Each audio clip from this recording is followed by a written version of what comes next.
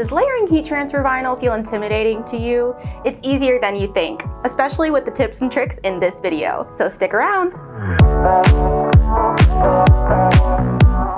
Hi everyone, I'm Lily from Siser. Thanks for joining me on another episode of Clued Into Crafting. If you've been using HTV for a while and have yet to dabble in applying multiple colors, then this video is for you.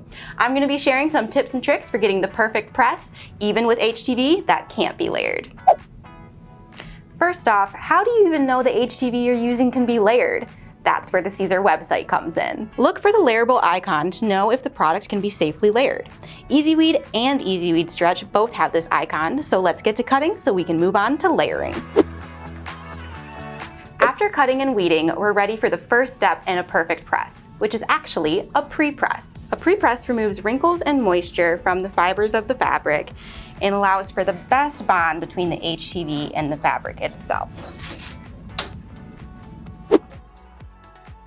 The next tip is also great for applying multiple colors of HTV at once. Close cut carriers allow you to fit more colors of HTV on the t-shirt at one time, as well as eliminate the risk of having carrier impression lines in the HTV that's already been applied. This next tip is also great for applying multiple colors at once. Trim the carrier so it's close to the edge of the HTV. This allows you to fit more colors and can reduce the amount of carrier impression lines that can sometimes be seen after pressing.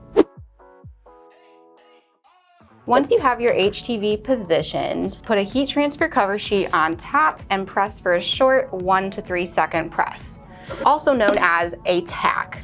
A tack keeps garments shrinking to a minimum and allows you to keep the HTV lined up just like you did in your software.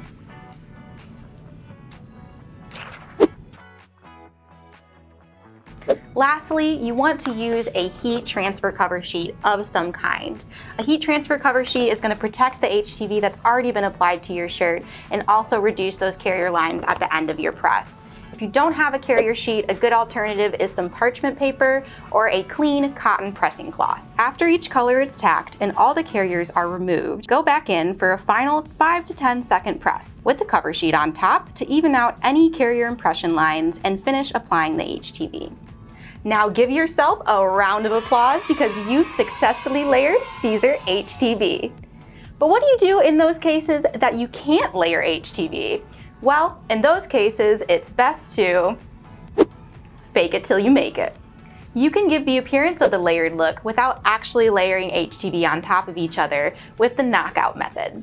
The knockout method is just another way of designing your cut file. This time, instead of HTV on top of HTV, each color lays directly on top of the fabric and only overlaps slightly with the other HTV, kind of like puzzle pieces fit together. If you want to avoid gaps in your layers, a slight overlap in your design will definitely help out, as will the other 4 tips that we already covered in this video. Now you're ready to take on layering any Siser HTV. I hope these tips and tricks help you out. If they do, make sure to hit that like button and subscribe to our channel for more videos like this one.